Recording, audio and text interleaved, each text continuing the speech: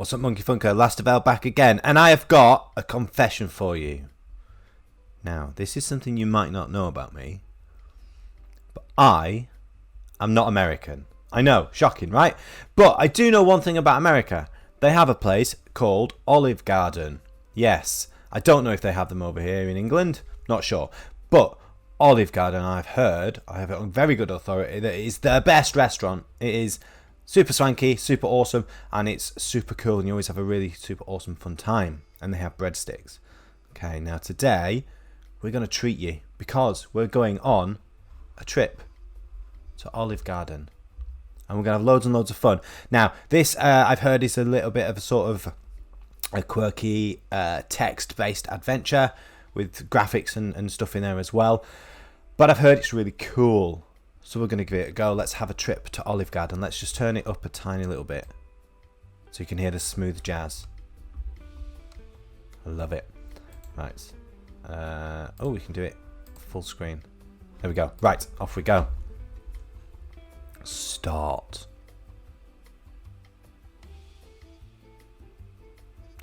As you pull into the Olive Garden parking lot, the faint sound of relaxing jazz music becomes slightly audible.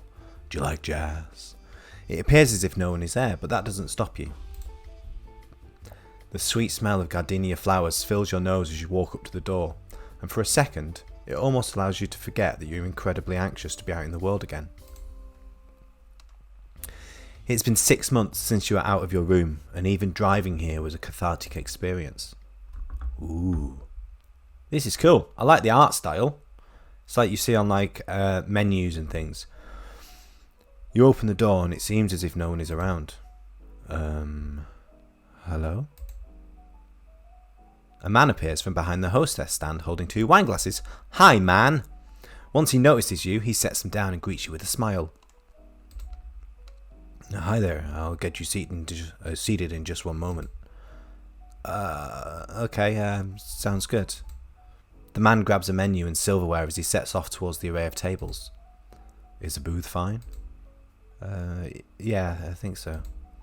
The man sets down the menu and silverware, outstretching his hand towards the seat, still smiling. You wonder if he is faking his smile. It seems genuine, but you know that deep down he's probably just weirded out by you. Can I get you started with any drinks, sir? Overthinking and anxious, you fail to hear the waiter's question, prompting him to ask again. Drinks, sir? Can I get you something to drink? Your face boils red hot as you notice what just happened. Embarrassment consumes you whole, and in a lame attempt to save face, you decline the offer. Alrighty, sir. If you change your mind, just let me know. Feeling even more awkward than before, you change your mind. You are rather thirsty and your mouth is dry, most likely from the nervousness. Man, this is like, as someone with anxiety, this is spot on to sort of what you feel when you step outside. Like, you go to restaurants and wherever, really, shops, anything, and you always feel just so self-conscious about everything, and it's you genuinely get nervous, like walking into anywhere, really. With a dry lisp, you ask the waiter if he can get you a drink as he is walking away. Actually, sir, can I please get a drink? I'm really sorry. This frightens you because now you feel as if you're inconveniencing him, but the waiter is still smiling and happy. And again, you always feel whenever you're out that you are inconveniencing people, that, you know, they've got things to do and they just want to get on with it rather than having to deal with you, even if it's their job. So this is this is quite sort of a bit close to home. Yeah, he has to be faking it. Of course. What can I get for you? Would you like to try our signature wine tonight? Sure. Sorry. No, don't worry about it. I'll bring that wine right out. He looks happy though, doesn't he? You begin to think that leaving the house was a bad idea. Every time you open your mouth, you embarrass yourself. You're trapped. If you leave, it'll be rude. But if you stay, you'll just end up annoying the waiter even more. Luckily, the restaurant is still empty. At least there isn't an audience to witness your downward spiral into social chaos. The waiter comes back with his signature wine in hand and pours it into your glass.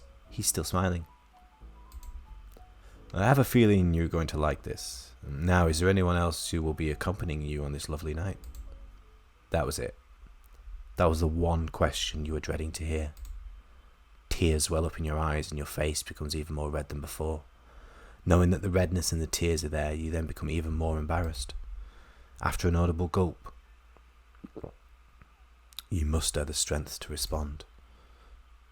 No, sir, it's just me. Obviously worried, the waiter asks you if you're okay. Sir, you okay?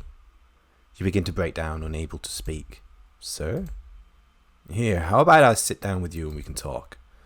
You begin to say no, but you stop yourself. You don't want to be rude to the waiter, even if it means enduring more unnecessary suffering. I'll let you collect yourself for a minute. Just let me get some breadsticks first. Oh, breadsticks! Love breadsticks.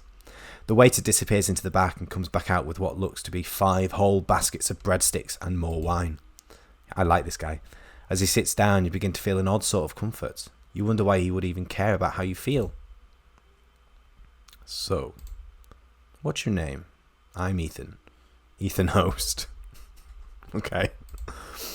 Your tears immediately stop as you begin to feel more at ease. Your dad's name is Ethan. Or at least was Ethan. My name is Michael Fountains. My dad's name was Ethan and I was named after his best friend, Michael Malordy. Malordy. That's very cool. I'm glad to hear that I have the same name as your father. Please make sure to tell him he has a cool name. Ethan laughs, completely unaware that your father passed just the day before. Part of you wants to get angry and leave, but the other part realizes he simply didn't know.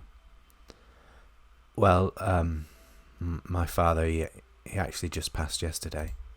Ethan Host's face turns as white as a sheet of paper. I am so sorry, Michael. I had no idea. It's okay. You didn't know. He's actually the reason I'm here right now. And why is that? Taking a swig of wine, you begin to think of what to say next. The wine reaches your stomach and fills your body with a warm, fuzzy sensation. Strangely, you do not feel a sense of anxiousness at the moment, and talking to Ethan feels easy. Where shall I begin? There's quite a bit. I have all night. Start wherever you think is best. It all started around 6 months ago. My dad started to get sick. He was old, 76, and in poor health. I quit my job in order to take care of him.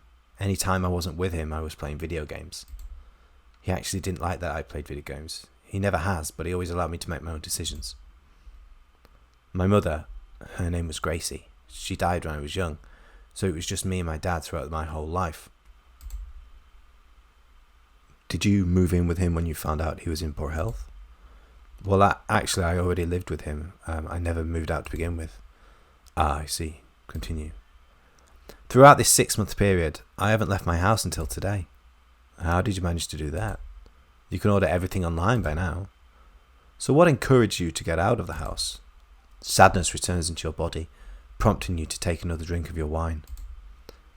It was my dad's last words that got me. He said, "Please, Michael, go and make something of yourself. You have potential and I know it. You're so smart and kind. If you just went and made an effort to get out of the house and talk to people, you'd be set for life." Wow, I am so sorry. It's alright. He was right though. I feel better already just from talking to you. Creepy smile. I'm really glad I could help, Michael. Would it be alright if I maybe asked for some advice on how to better my life? I'm sorry.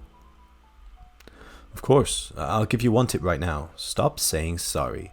You're not inconveniencing me. Your time is just as valuable as mine or anyone else's. You are a valuable person and deserve help. But first, you must help yourself. Just by asking me for advice, you are helping yourself. No one could fight their inner demons alone. Yeah, I guess you're right. I say sorry all the time. What else can I do to better myself? I don't even know where to start. You begin to wonder why you should be trusting a waiter of all people when it comes to finding happiness and bettering oneself. But you realise this is all you have and decide to stick with it. Plus something about Ethan Host feels different, almost otherworldly. Ooh, creepy. It feels as if time itself has completely stopped. Still no one has come in, which is strange as this is usually the busiest hour. This is cool. This is really creepy. Alright, so you said you play video games a lot, correct? Yeah, but I'm not willing to quit if that's what you're going to say. And I don't blame you. No, I'm not saying to quit, but I will say it would be a good idea to cut back on them. It's perfectly fine to have a hobby, but along with everything else, it's dangerous to overdo it. I challenge you to cut down your time playing video games by half. I know it sounds hard, but there are plenty of things to do instead. But there isn't. There's pretty much nothing to do. He's got a creepy smile. It is easy to think that, but you just have to open your mind to new things. Many will say to get exercise, but not specify what exercise is to do. It sounds terrible. Well, the trick isn't just to go to the gym. It helps, but that's not all it is. You have to find an activity you enjoy that involves working out. Say a game you like has sword fighting in it, and you like that aspect of it. You could always take up fencing. If you like shooters, paintball. You get the point. I guess so. I never thought of it that way. Another thing you could do is search for a partner. You mean like a girlfriend? Exactly. Now, how would I go about doing that? Work on yourself and a partner will come. If a woman won't love me for who I am now, I don't really think a relationship is for me. Why expect women to love you in a world where not even basic necessities are guaranteed? Why should someone love you if you don't even love yourself? Ask yourself questions like these constantly and work to become the best possible version of yourself, and the women will surely come. You know, that actually makes a bit of sense, Ethan. Thank you. I'm glad I can help. I actually have a fair bit of experience in the lady department myself. By now, you're starting to feel a bond with Ethan. Something about the vibe he gives off soothes you. The lack of people in the restaurant also adds to this somewhat mystical feeling experience. For some reason, you cannot shake the feeling that you know Ethan on a deeper, more spiritual level, even though you're an agnostic. Is he my long-lost brother? Have I met him before? These questions begin to flood your mind. Michael, are you good? You were caught daydreaming, looking at Ethan host for a bit too long. Yeah, I'm all good, doing fine. You begin to blush as you wipe the sweat off your forehead. Good, just wanted to make sure you're feeling better. I'm actually feeling great. I haven't felt like this in years. I feel like a miracle is happening with me. I don't know, I probably sound crazy. Ethan host begins to smile as if he knows something you don't. You feel energy pulsating through your body and it makes you feel lightheaded and dizzy. Your heart begins to pound like a drum. Bum, bum, bum, bum, bum, bum, bum. Ethan stands up and then walks away, laughing like a maniac.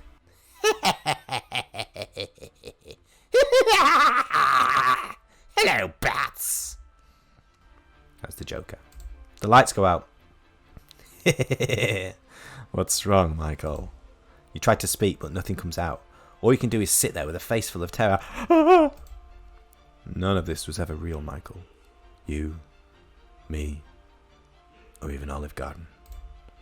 It was simply an AI that is designed to suffer through my endless simulation. You have come here countless times, telling me your little sob story. And every time it is more and more entertaining. This is creepy. Running your personality makeup through these different scenarios has been a blast. But sadly, this was the last time. Now it is time to shut you off, Michael. Each second begins to feel longer than the last. It's been fun.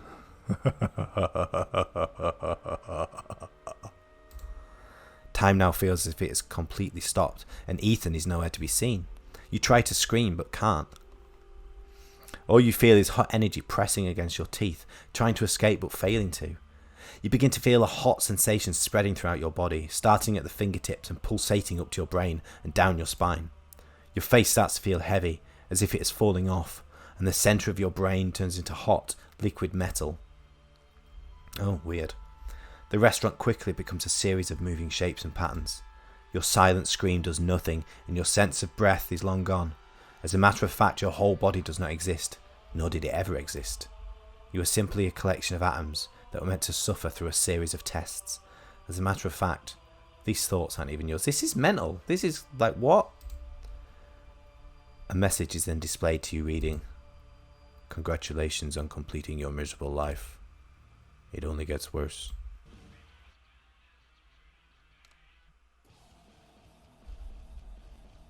Okay. Yeah. That was a thing. That happened. That was weird. Just going to mute that. That was really weird. I really liked it. Very, very strange. Very creepy. Hit a bit too close to home in some places with the anxiety and things. But yeah, quite a nice little experience, I think. I will drop a little comment, a description in the... I'll drop a link in the description is what I'm trying to say. I'll drop a link in the description to a trip to Olive Garden on itch.io. If you like this, you want to play through it yourself, because I have a feeling, because there's little things here, I have a feeling there might be a little bit more to it, and I might have to dip back into it myself and see if there's any more sort of choices we can make, see if we can get some different endings, maybe like that. But I really enjoyed that. I have no idea what the fuck it was about, but it was really cool. And if you've enjoyed it, if you've enjoyed this video, do the thumb. Press the thumb button, drop me a subscribe, drop me a comment if you think, oh, Andy's gonna love this game that I found. Send me a link to the game, I'll play it, and you'll see my sort of reactions and things to it. All right, but that was a trip to Olive Garden. I hope every single trip to Olive Garden in America is exactly the same as that, and this was as true to life as you can get. But that has been all for me, and I will see you in the next one. Cheers, bye.